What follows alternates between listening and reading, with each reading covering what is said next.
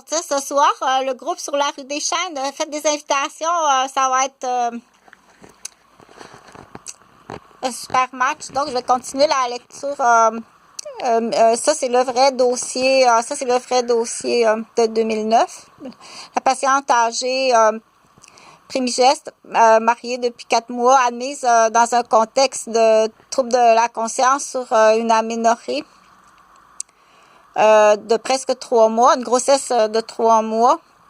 L'interrogatoire auprès des membres de la famille en même temps révèle une notion volontaire d'empoisonnement par médicament intraveineux, non pas une réaction, mais un surdosage, non pas une erreur, mais une tentative de meurtre.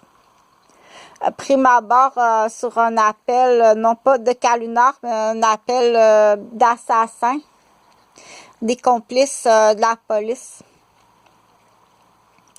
avec des faux dossiers au niveau de la sécurité puis au niveau médical.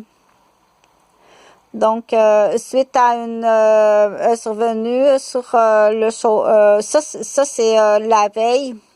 La veille, le décès en même temps à Gatineau.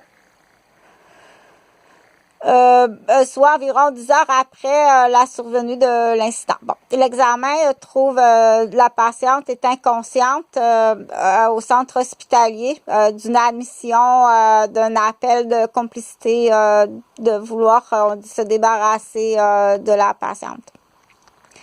Avec un score de Glasgow de 12 sur 15, polypnéique avec un balancement des ailes du nez, un tirage intercostal et une cyanose des extrémités. Ça, je vais le reprendre. OK, c'est facile.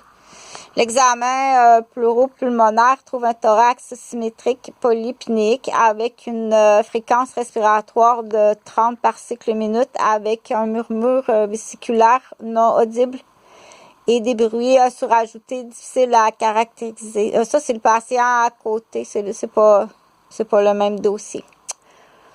Donc, sur celle-ci, sur le plan hémodynamique, la tension artérielle était à 10 sur 6 lors de la réanimation, de la reprise de la fréquence cardiaque et de la respiration. Donc, la patiente est morte, elle a été réanimée, elle était vraiment accusée d'assassinat puis de complice d'assassinat. Il n'y a rien de drôle dans ça.